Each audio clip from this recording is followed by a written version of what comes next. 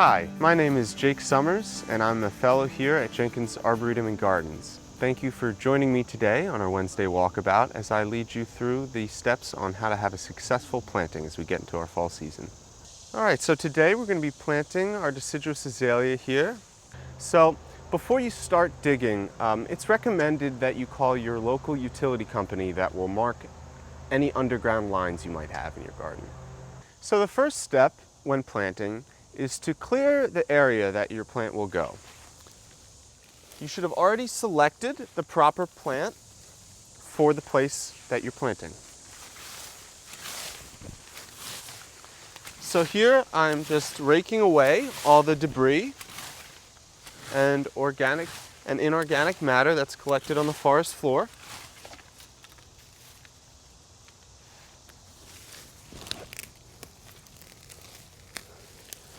I'm pulling up any plants here because we obviously won't want them there when we're putting our azalea in.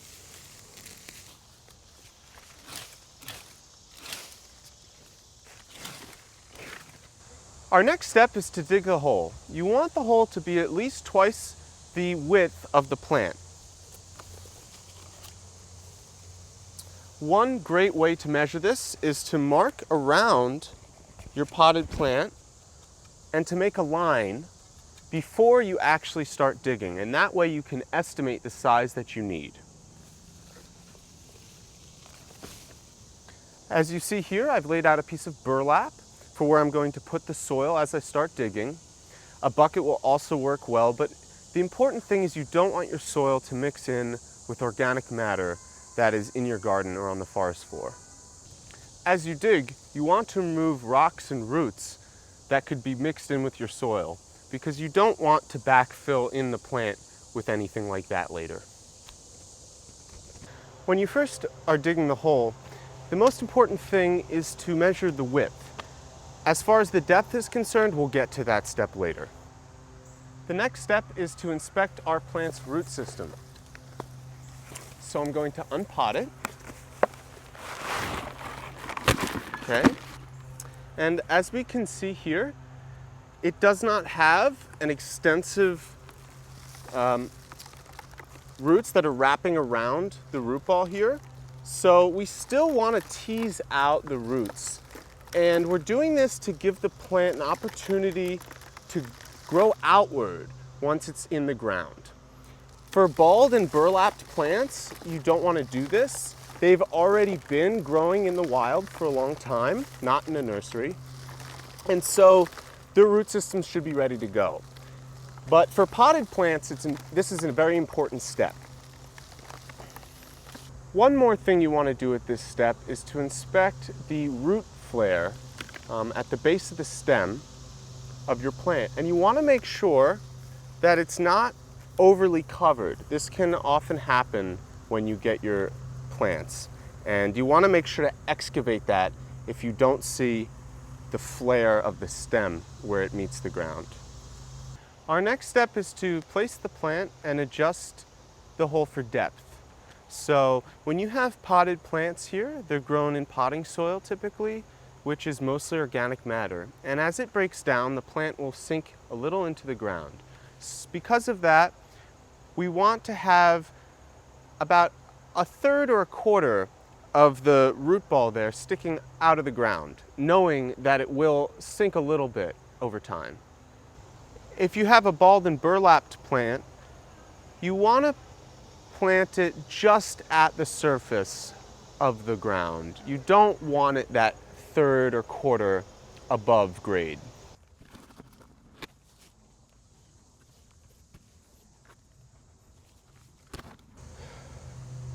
So we just adjusted the depth of the hole, and we have about just a third to a quarter there of the root ball sticking up above the grade of the soil here.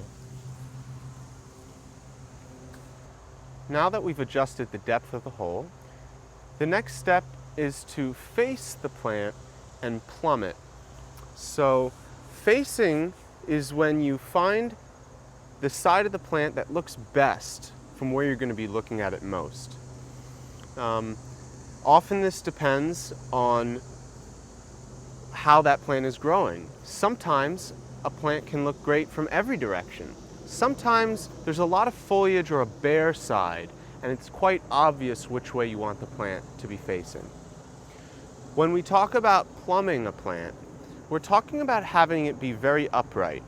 Now in this case, it doesn't apply so much, but when you're planting trees, you really want to make sure that they are straight up and down and not at an angle. So to me, this feels very much like the face of the plant. It has a lot of foliage coming out here. And if we turn the plant, we can see there's kind of a bare side here. So looking at this, I really like this as the face of the plant. Now we're ready to backfill our hole. So we're going to be taking our soil that we've dug out and packing it in around the plant's roots to ensure good soil to root contact. That's what's really important when backfilling. You don't want any air pockets, as roots don't grow well in air. So we're going to be compacting it very highly. And what also helps here is to break up any clods of soil you have and to remove any large rocks or leaves, sticks, anything like that. At this step, you can also consider adding soil amendments. We suggest only using them sparingly, as it can create an environment that the plant doesn't want to leave. The soil is so rich that the roots will actually begin to circle in the hole that you've dug with that rich, nutrient-rich amendment.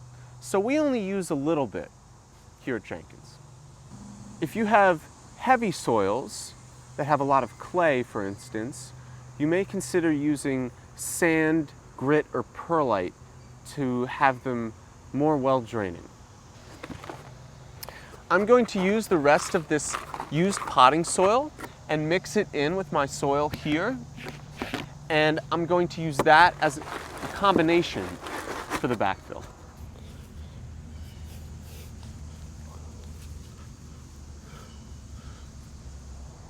If you do use soil amendments, it's a good idea to mix them in with your backfill soil and not add them in separately.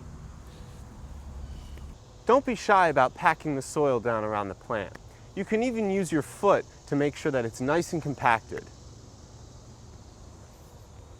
After you finish backfilling your plant, you should have some extra soil from where the plant went left over. So what you want to do with that is create a well around your plant to hold in water.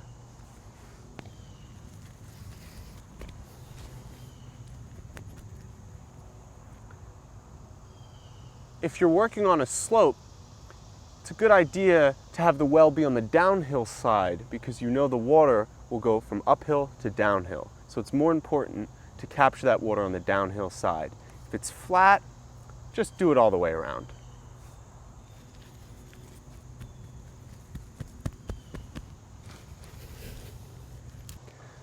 Now that we've created a well around the plant, the next step is going to be watering in our plant. This is important because plants need water, of course, but primarily we want to remove any air pockets so that we have soil to root contact that will allow the roots to become well established. Make sure to water slowly so you have good saturation in the soil and so that your well that you made does not wash away.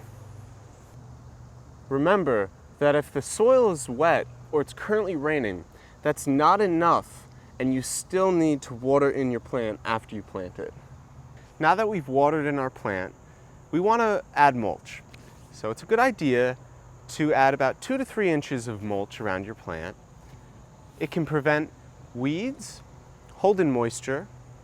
As the mulch breaks down, it will add nutrients to the soil, and it will help to moderate the temperature of the ground.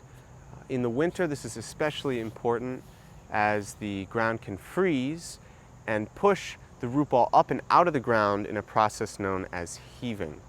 So wood chips really have a lot of benefits for plants, and we really do highly recommend that you add wood chips to your planting after it's watered in. When you add wood chips, you just want to make sure that none of them are going up around the root flare, the stem, the bottom of the stem of the plant, as that's a specialized zone that's different from either the stem or the roots and has important oxygen exchange that takes place there. If there's too much soil or wood chips pressing up against the root flare, it can start to lead to decay. As you create your well and mulch around your plant, remember to think about the shape of a ring as you do it and not a volcano, which can lead to rot. Sometimes it's recommended to fertilize after you mulch and after you plant. The type of fertilizer that you use is highly dependent on the plants you're planting and the soil that you have. So it's a good idea to do some research before going out and buying one. We recommend using fertilizers sparingly and a few months after the plant has been put in the ground to help with planting shock.